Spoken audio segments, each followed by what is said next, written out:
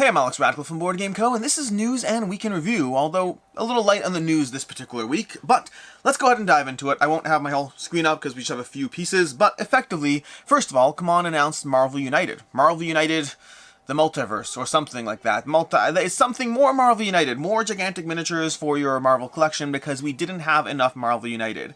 This is where I'll admit, by the way, I have more Marvel United than any human being ever needs to have. And I acknowledge that I'm probably going to back more. I don't think I should. Maybe that will change when I see things, but as of right now, I don't think I should back more. But I might back more. I do enjoy Marvel United, and I do enjoy owning everything for games I like, but sometimes it can be too much. Like even recently, for example, Chuon also has their their Chuon pre-order comics volume 2, and they had some Black Plague stuff. I have more Black Plague heroes than I will ever reasonably use, and I still got them. I shouldn't. This is where you should know in general, if you watch my channel, that I try to give good advice, but I also am very, very direct about the fact that sometimes I don't follow the advice that I would give. More often than not, I'm trying to be back responsibly, get these things, get this game because you can sell it if it's not good for you. Don't get that game because, you're just kind of wasting your money on something that might not be that good anyway. I try to give a lot of good advice, but sometimes I do buy into the FOMO. And that's not a good thing, and I apologize that I do so publicly because it's not setting a good example, and I'm sorry for that. But also, I love my hobby, so I'm going to enjoy it. But that said, moving on to the other less Marvel United news, we have Tim Chuon. Tim Chuon, fantastic channel if you're not familiar, I'll link to it down below, but he has a lot of content, and his stuff is the most beautiful video production you will see in the board game space. It's insane. His stuff is completely off the top, and last year he did a giant, I'm going to reference this one as well, last year he did a giant top 10 list, the most cinematically beautiful top 10 list for board games I have ever seen. The kind of list that makes people want to be in the hobby, which is absolutely tremendous. But past that, he also has a top 10 this year, which is incredibly well produced, as you'd expect, but featuring like 10 other content creators or 9 other content creators, a bunch of content creators all giving their Game of the Year, basically the Game of the Year awards. Tremendous video to watch. You'll learn about a lot of games. You'll see a bunch of games that look very cool. Highly recommend taking a look at it. We also have Cool On Roblox. I don't even know who the target audience for that is from people watching my video, but I'm sure there's some overlapping segments of people who play Roblox and want to play the game Cool on Roblox, so you could do that if you want. Additionally, StoneSaga, out of Our Mind Games, Games recently dropped the trailer for StoneSaga, and I'll say this, I haven't played the game, but it looks very cool. The trailer looks cool. Doesn't mean it's a good game at all. In no way, shape, or form does a cool trailer make a good game. But a cool trailer does make me interested in the cool game, and that's very much the case for StoneSaga. I did an interview with a while ago about the game. You can check that out. I'll link to that down below as well. And yeah, the trailer for StoneSaga definitely looks very cool. My interest is piqued. Who knows whether the game is good? That we'll find out next. And then lastly, I'll say Sovranti. I mentioned last week that Sovranti was having their, the open library until January 1st or something like that. But additionally, if you are a Board Game Co viewer, I'll have a code down below where you can go ahead and get that and redeem that for something. I don't remember what the code's for. We'll double check down below. I can't remember if it's a discount or full on something. But if you want access to the Sovranti library in some way, shape, or form, there'll be some more information down below as I list that. But that is that, which brings us to the topic of the week. Like I said, a little light on the news, not a ton of things going on, or at least not a ton of things that I know about going on, which that's the same thing in the end. But we have topic of the week is how infrequently can you play a game and it's still worth owning? And I know it's a very vague question, but the inspiration for this particular topic, the inspiration for this particular question, is the fact that I recently finished doing my top 100 games of all time. You haven't finished watching them because they're all going up, but I finished filming them. And to that end, there were a handful of games. I'd have to double check the exact number. I think maybe 3, if I'm not mistaken. Like I know a few of them. I have to double check the list. But there are like maybe 3 games on my top 100 that I haven't played this past year. They're still on my top 100, but I haven't played them this past year. And I still can say confidently that they're in my top 100 without any doubt or hesitancy or anything. Sometimes a game is good enough that it's still a top 100 game for me. It's still an incredible experience. It's one that I want to share and talk about, and I will rank it over other games that I'm actively playing. But how infrequently do you go? How infrequently can you play a game and it's still worth owning? What's the price point versus space versus mental gymnastics of the rules? What's the whole metric and everything that goes into whether a game is worth owning? Because there's all kinds of interesting calculations at play. Some of them revolve around the price point of a game. If you have a $500 out-of-print game in your collection, you only play it once every 3 years, is that worth it from the price point? You can get a whole bunch of other stuff that you might play more often for that. Sometimes it's about the shelf space. If it takes up 2 Calyx cubbies and you only break it out once a year, is that worth 2 full Calyx cubbies in your basement? I say basement because my game space is in my basement, but I just meant game room. That's what I meant. Or what about the mental rule space? What about the fact that sometimes there are games that diving back into them, having not played them in a year and a half, means you're going to have to read a lot of rules, and you know that to play the game at that point, you're talking about like a half-hour to hour-long commitment just to relearn the game. And that's part of the calculation. All of these things go into the conversation around how infrequently can you play a game and it's still worth owning, and I'm curious what your metric is. For me, shelf space is a factor, but it takes a long... This is where we start moving to my own personal answers to this, which is shelf space is a factor, but it's not necessarily the largest factor, not by a long shot. I would say that there is a point where a game is large enough that it might take up enough that I have to wonder if it's worthwhile, but I can't say that I've hit that yet. I have Oathsworn, which takes up 2 full Calyx cubbies. It doesn't even fit in a Calyx cubby, but theoretically, space-wise, it's roughly 2 full Calyx cubbies. I have Massive Darkness Season 1 and Season 2 of it, and altogether, that's probably a good 4 Calyx cubbies. I can get it down to 2 Calyx cubbies once I condense everything, but it's not all fully condensed. But even then, it'll still be 2 full Calyx cubbies. These are games that I don't pull out all that often. I have a giant stack of Horizon Zero Dawn. Again, once I condense it, it'll be a little bit more manageable, but for right now, it's just a stack of Horizon Zero Dawn, and I haven't played it in months. There's a certain point where a game is large enough that I question whether I need to be all in on it, and once I question whether I need to be all in, I also question whether I need to own it at all. See what I said earlier, but not logical statements that you shouldn't listen to. It should be totally reasonable to be not all in on something. I like being all in, and if I'm not going to be all in, very often I just don't feel the need to in any way have that game. So self-space to me is a factor, but the most minimal factor. Price point is a factor, but I can't think of how often it's been a factor. I can only vaguely think of one time it's been a factor. And even then, it's only a partial factor, not the exclusive factor. And that one time is going to be Chaos in the Old World and the expansion, which I still haven't gotten rid of. I still own it, but it's on my getting rid of shelf. But Chaos in the Old World and the expansion, which is like a $400 value of stuff and whatnot, for a game that I realized I was enjoying less and less the more I played it, and it was being tabled less and less frequently. So the first indicator is that it's being tabled less and less, and the question from there was, do I want to hold on to this game knowing that it might hit the table once every, 2 years, even though it's a $400 game? And my answer was no, and so I put it on my shelf of games leaving the collection, and it's been there for 6 months instead, so problem solved. Totally, problem solved. It will go. Most of the games on my shelf do actually... I have one shelf that's devoted to like games that are in circulation and moving around, and those games do all leave. It just sometimes it takes a little bit of time, because I bracket it up. I have like games leaving, I have games I'm giving away, I have the games that I love that I save for game giveaways, when I do giveaways on the channel, whole bunch of categories. And then I have like the top shelf, which is stuff I haven't gotten around to actually taking care of yet, which I totally, absolutely should, and will at some point do.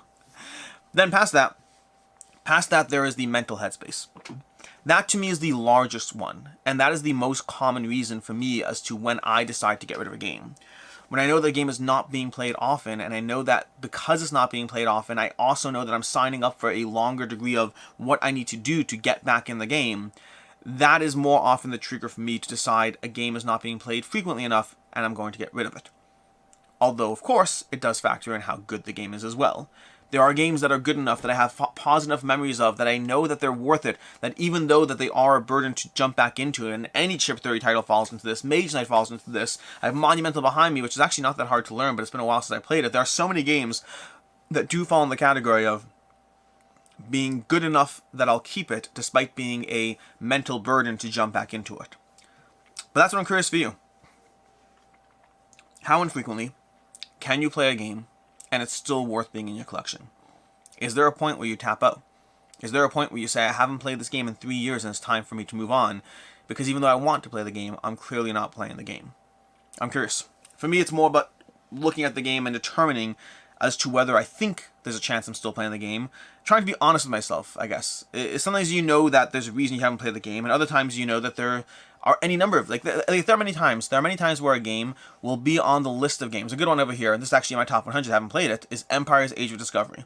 Have not played it in the past year, but I know that I've tried to play it multiple times in the past year, and it hasn't been selected by my game group when it's been relevant. So for me, it's still a game that's trying to be into the rotation. It's still a game I'm willing to play. It happens to have not been played, and I still think it will be played. So the fact that it happens to have not been played, it doesn't bother me. To me, it's more about the reality as to whether I think it has a realistic chance of being tabled or not. And with that, we're going to move into the week in review, starting off with what I played. Now, this is actually an interesting one as well. Oh, I forgot. I'm an idiot. This week's topic of the week was supposed to be about the fact that I've been doing this channel for 3 years, and I was supposed to talk about that. Next week, I guess. What's the date? Date is December 22nd, so we're still making it to December. Next week, that'll be the topic of the week, I guess. We'll do that. But with that, let's go ahead and dive into what I played. And this is something that I might be changing as well. I might be changing the format of the what I played, and I'm curious for your feedback on this. This is where I'm curious, genuinely curious for your feedback here. My thought process, this week I'm going to do it the normal way. But my thought process is, for a long time now, I've been doing the What I Played section of the Week in Review. And it mostly involves me scanning through my phone, just what I logged in terms of plays. I use BG Stats, and then just kind of talking briefly, very briefly, saying, I played this, and then maybe a few thoughts. Would you prefer, I'm curious of your thoughts on this, would you prefer a more curated selection? Meaning, instead of me just going through what I played every single week and just reading it off the phone, if I prepared, hey, here are the 4 or 5 games I played this past week that I want to briefly highlight. So a little bit more in depth and a little less just rattling off a list. I'm curious. You let me know your preference in the comments down below, and then inevitably, because whenever you ask an audience a question like this, I'll let some of you down as I choose the larger amount of people. Probably choose the larger amount of people. It depends on how close it is.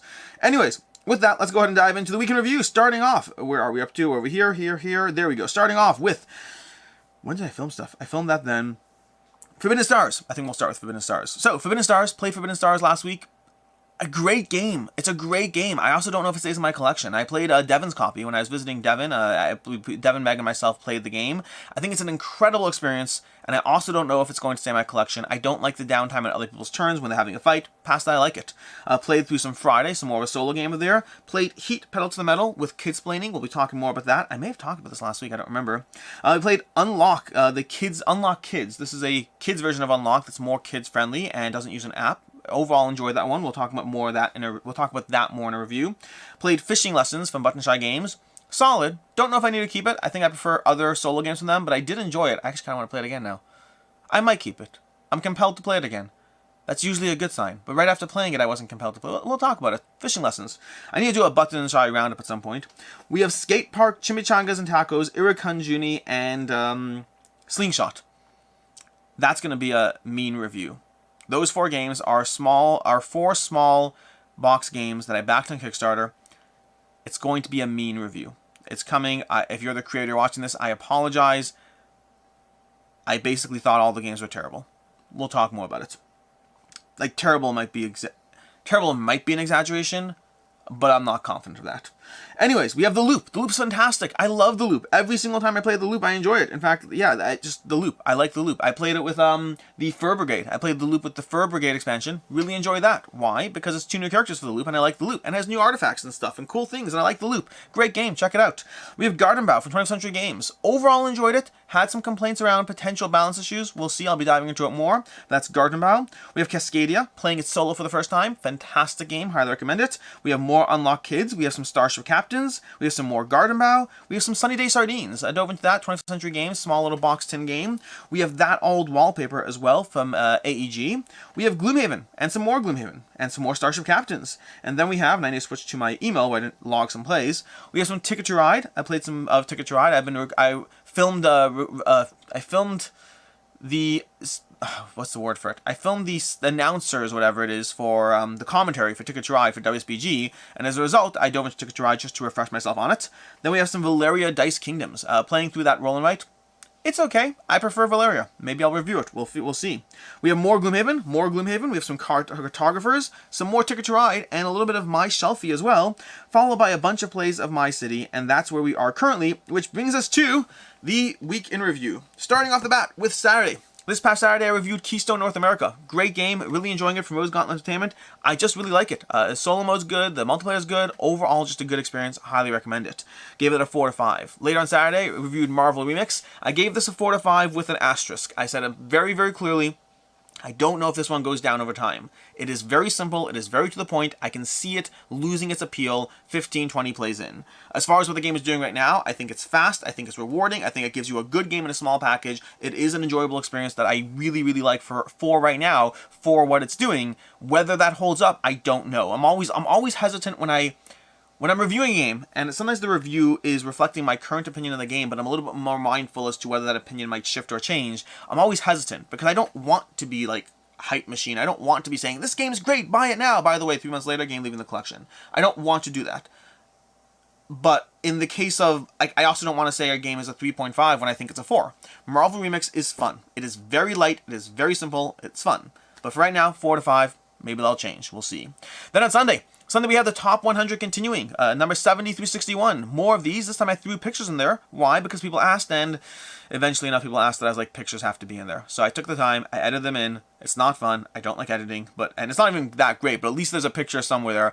It will be better in the future. I'm experimenting around with about a bunch of top 10 lists that have pictures. I'm like using my foot pedal. If you don't know, I have like a little foot pedal under this table here where I can tap it and switch camera views as I go. That saves me from editing. It makes it so that I can do a lot more with less time, which is something I always try to do. It's how I do 2 videos a day while having a full-time job. But as far as the top 100 go, I messed around with different types of things. So in the future, I think we will have pictures and videos, and also still no editing in post. But we'll see. Anyways, from there we have Monday. Monday was 2 back and not to back, possibly the last one for several weeks. There's definitely not a 2 back and not to back this week. The week after there might be. I don't know. We'll see. I think we'll see. We'll see. It's always a little bit lighter. Things take a break. People go on vacation. I mean, Kickstarter goes on vacation, crowdfunding goes on vacation. On Tuesday we had a bunch of videos as usual. We have Crimson Scales Trail of Ashes, an unboxing of that. That's going to be the expansion to Crimson Scales, which is the fan-made expansion to Gloomhaven. So more content, another 20 missions, another 5 characters, I believe. That's Crimson Scales Trails of Ashes, as well as miniatures from Crimson Scales as well, if you want to check that out. Then on Tuesday we had 10 great stocking stuffers. Well, later on Tuesday, we had 10 great stocking stuffers, going over 10 games that, you know, I highly recommend, including Marvel Remix, as well as my favorite Button Shy game ever, Skulls of Sedlec. Then lastly, on Tuesday, we had an Undead or Alive review, Zombicide Undead or Alive. Fantastic game. I don't know what I'm going to do, because right now I have 3 Zombicides in my collection. I have Black Plague, I have Undead or Alive, and I have Marvel Zombies coming. I don't know what to do. They are all fantastic in different ways. For a game I love this much, I'm going to keep them all for right now and just deal with the fallout. It is what it is. Until the next Zombicide comes out, and then we'll have to deal with that then. Then later, on Monday, that's not true, that was Tuesday. On Wednesday we had, first of all, 2 things. First of all, we had the live show. Live show, this time being about being in the industry. It was a longer show, full 90 minutes, about the pros and cons of being in the industry as a content creator. Devin, Meg, and myself all go into some of the highs, the lows, different things we've encountered, and none of it with complaining. We do our best to make it very clear that we are all incredibly grateful for the opportunities we have, but at the same time, grateful or not, and the subject was from a Patreon, by the way, it's a Patreon-suggested subject, but grateful or not, there are pros and cons, and it's worth talking about those things while still being grateful for what we have, because, make no mistake, I'm tremendously grateful for what my life is. I'm tremendously grateful. But we'll go into that in the video. And then later on Wednesday, we had more in the top 100. Continuing with the top 100, 60 through 51. We are officially halfway done at that point, although this video is not done yet. We still have more to go. Then on Thursday we had top 10 disappointments of 2022.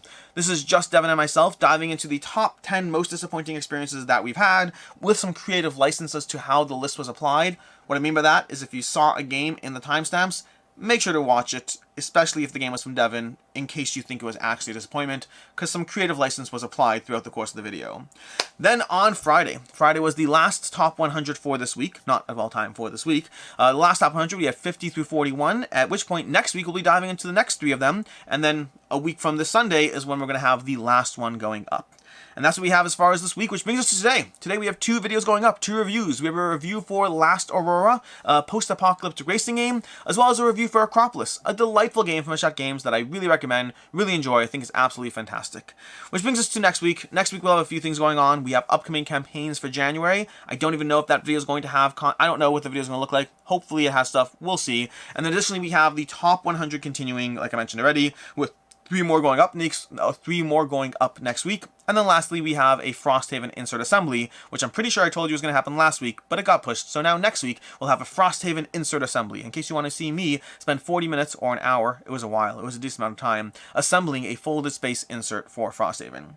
Which brings us to the games on the table. Here are the games on the table, the games I hope to be playing this week. No idea which ones will hit, but I hope to dive into Nightfall.